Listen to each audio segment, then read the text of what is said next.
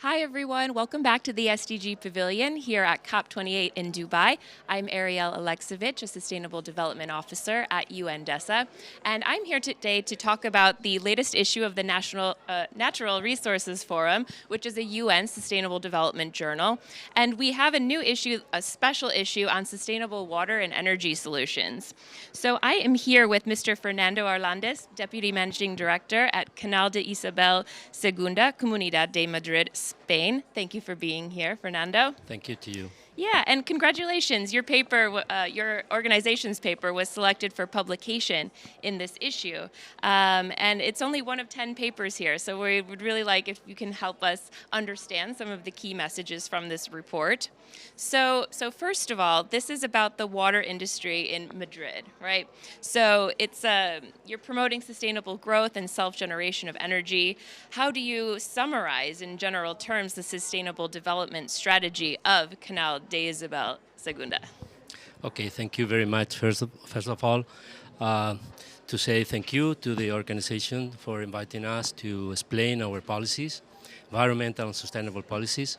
So, relating to the question you asked me, our company has a mission in our community, which is to take care of the water. So, with this motto, we have really strong programs to develop a very hard policy to save water to the people and to get more water for to get the right water for our society, and also in the quantity and quality and continuity that is needed for a good development. This is what many people call adaptation to the environmental changes or the climate change. Yes. Well, great. And so what are some of the most important projects related to the generation of renewable energy? And can you talk a little bit more about how this helps the mitigation of climate change? Okay. The idea to get whatever energy it has in the water cycle. For example, we have energy in form of biogas in the wastewater treatment plants, and we then have a lot of plants.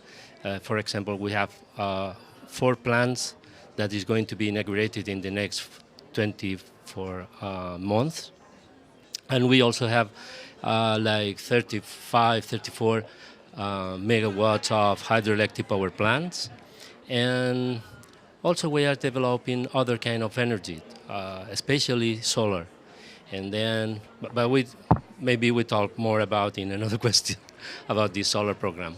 Yeah, that's very, very interesting. So, yeah, and exactly. So what are the projects about adaptation now, perhaps? Okay, adaptation, basically our company work on adaptation because Madrid is in a really dry area with many periods with dry seasons and many years that we don't have enough water for supplying the citizens. So we have many reservoirs, many different sources like wells and things like that.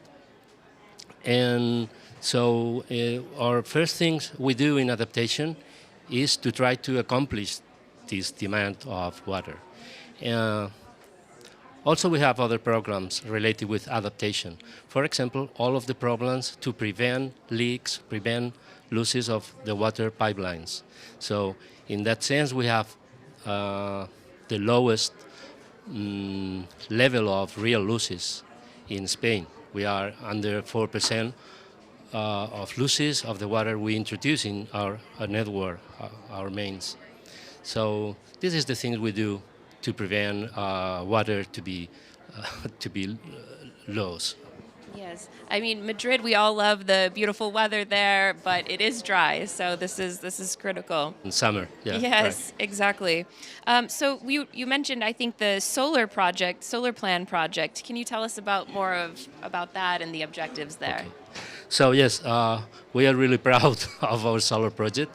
We are installing almost like 1 megawatt per month for the next months, up to arrive to 50 megawatt installed. So summing up, all of our energy, mainly renewable energy from the different sources.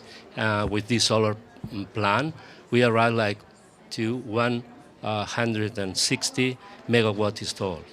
So it's so high, I mean, for a company like us, because we are not an energy company, we are just a distribution company. In fact, we know that we are the company in Europe with more renewable energy already installed. And of course, with this program, we'll be even have more energy, renewable energy installed. Yeah, that's great. It sounds like a really cool project. You can obviously read more about it in the journal here. And let's talk about water a little bit more. And how is Canal de Isabel II promoting reclaimed water production? Okay, so reclaim or reuse or recycle water is something that is important in an environment where do you have some periods of deficit of water. So in that cases, to improve or recyclable or reuse water is the way to prevent use of drinking water for things like irrigation or golf courses or even industrial uses. So in Madrid we have now a production of 120 more or less cubic hectometers per year, which represent almost 25% of the water consumed in Madrid, which is so good thing, no? But it's difficult to find new clients when you arrive because usage is restricted because the European laws. So then we are working to the European rulers, to the European Union, to expand the use of that Europe allowed to use this kind of renewable water or reclaimed water. So it's one of the things that we need more. Clients and improve the legislation to apply it for more uses, this reclaimed water. Yeah, it sounds like you're being very creative in how you're working with the regulations to make real change. So that's very cool. And then finally, are there other conclusions from this paper that you'd like to tell us about? Okay, conclusion is saying that one thing we have in mind always is to do more with less, to try to